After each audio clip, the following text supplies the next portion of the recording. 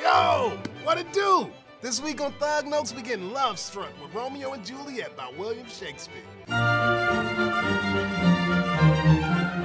Up in the swanky part of Verona, two families called the Montagues and the Capulets been beefing since forever. After dodging an all-out war in the streets, Big Daddy Montague and his boo Lady Montague start talking about their emo son Romeo, who got it bad for some Fox Rosaline.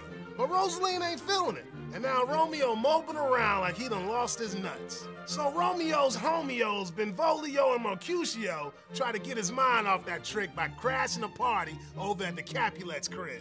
But as soon as Romeo peeps the most tappable ass of Juliet Capulet, he forgets all about that Rosaline mess and steps up to holler like a champ.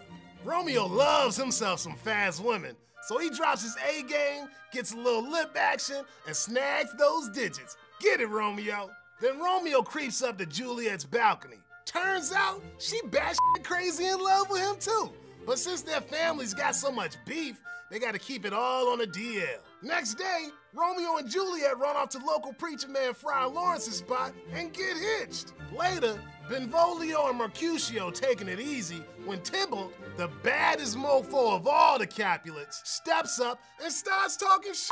Mercutio boot up and starts scrapping with Tybalt, till Romeo busts in and tries to break it up. But Romeo just gets in the way and Tybalt shanks Mercutio. Damn. Romeo goes from whiny bitch to the hardest thug in the streets and straight murks Tybalt. The Prince of Verona had it with all this gang violence, so he boots Romeo right out of town. When Juliet's mama says she gotta marry some candy-ass scrub named Paris, Juliet gets all torn up and hits up Friar Lawrence for some help. Fry Daddy comes up with a plan to fake Juliet's death by giving her some juice that makes her take a long-ass nap. Then he gonna write Romeo a letter saying all he has to do is play it cool, and once Juliet wakes up, Romeo will have a lifetime supply of poontang. Problem is, the letter never makes it to Romeo. So when he hears Juliet bit the dust, he thinks this shit's for real. Romeo straight flips. So he rolls up to Juliet's crib, peeps her laying stiff, and throws back some poison. When Juliet wakes up and sees his dead body, she gets all crunk, grabs a knife, and kills herself. Teenagers, man, damn.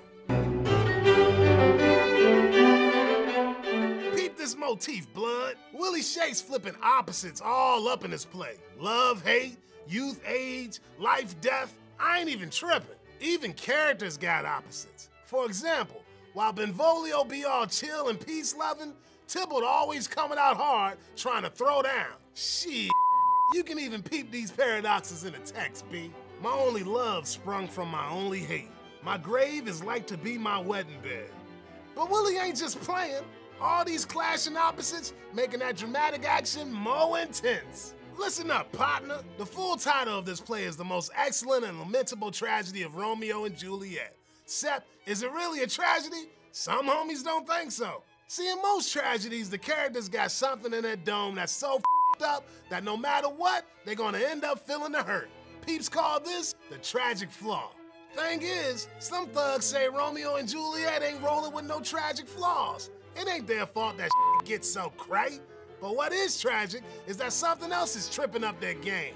Chance. All throughout this play, fate doing our lovers straight dirty. Just look at all these ridiculous coincidences. That letter don't find Romeo, the friar too late in stopping him, Juliet wakes up right after Romeo bit the big one. I could go on, player. So when the prologue saying that these kids be star-crossed, maybe it's cause the heavens got an in for these fools. But maybe it ain't fate so much as it is kids acting like stupid little shits. Some say Romeo and Juliet's tragic flaw be a love all insane in the membrane, and they willing to do anything to keep it real. Even Friar Lawrence say that shit a sin. These violent delights have violent ends, and in their triumph die like fire and powder, which as they kiss consume.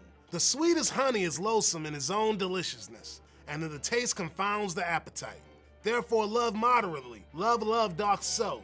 Too swift arrives as tardy as too slow. Could be they ain't sinning at all, but that the world that they live in is just too twisted to deal with a love as pure as theirs. Maybe it ain't our lovers that got the flaws, son. Maybe it's the world. But all scholars agree it would be a damn tragedy if you didn't subscribe. Peace, y'all.